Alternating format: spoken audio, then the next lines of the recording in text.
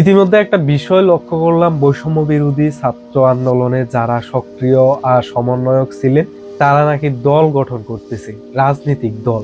এ বিষয়ে আসলে আমাদের মতামত কি, বা আমরা যারা সাধারণ লেভেলের ছাত্রছাত্রী আছি বা জনতা যাই বলেন না কেন, আসলে আমাদের ধারণা কি, বা আসলে এটা কি কতটুকু ভালো কতটুকু খারাপ এই সমস্ত রাজনৈতিক দলগুলা। দেখুন, বৈষম্য বিরোধী ছাত্র আন্দোলন যেটা করেছে এটা সম্পূর্ণ ঠিকঠাক। এটা সম্পূর্ণ তাদের বৈষম্য নিয়ে আন্দোলন করেছে, কোটা নিয়ে আন্দোলন করেছে। তো এখন যেহেতু তারা রাজনৈতিক দল চাচ্ছে, আসলে সামান্য আলোচনাতে রাজনীতিকের বিষয়টা বললে শেষ হবে না। বর্তমানে রাজনীতিটা এতটাই নোংরা হয়ে গেছে, আসলে এটা অকল্পনীয়। ছাত্রছাত্রীরা যে রাজনীতি করবে বা ছাত্রছাত্রীরা যে রাজনীতি করার মন মানসিকতা সৃষ্টি করবে, এটা আসলে বর্তমানে বাংলাদেশে নেই। রাজনীতিটা এমন হয়ে গেছে, এখন ব্যবসা হয়ে গেছে, অর্থনীতি হয়ে গেছে।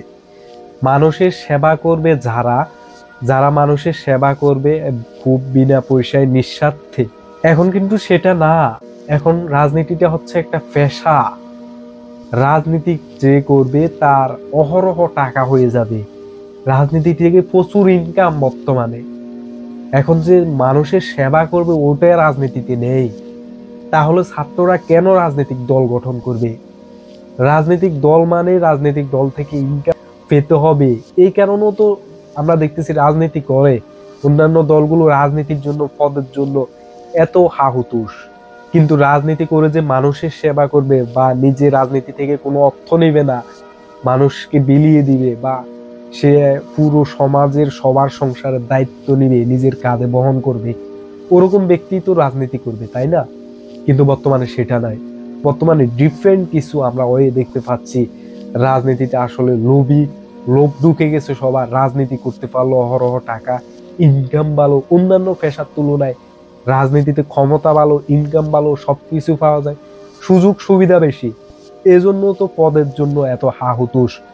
বর্তমানে একটা বিষয় খেয়াল করলাম আসলে, যে বৈষম্য বিরোধী ছাত্র আন্দোলন যে রাজনৈতিক দল গঠন করতে চাচ্ছে, এটা কতটা স্থায়ী হবে, আসলে এটা আদৌ স্থায়ী হবে কিনা। আসলে রাজনৈতিক দল গঠন করা অতটা সহজ না, সহজেই করা যায়, কিন্তু এই দলটা টিকিয়ে রাখা বোধ হয় কঠিন। দু চারজন এই রাজনৈতিক দলের ভিতরে আবদ্ধ হয়ে খুব সৎ, যোগ্য এবং নীতিবান হয়ে রাজনীতি করলেও বেশিরভাগ ক্ষেত্রে অনেকেই রাজনীতি করবে লোভে, টাকার মোহে। সো এ বিষয়ে খেয়াল রাখতে হবে যে রাজনৈতিক দল করা কত সহজ, তার চেয়ে কঠিন হচ্ছে রাজনৈতিক দলটাকে শেষ পর্যন্ত টিকিয়ে রাখা।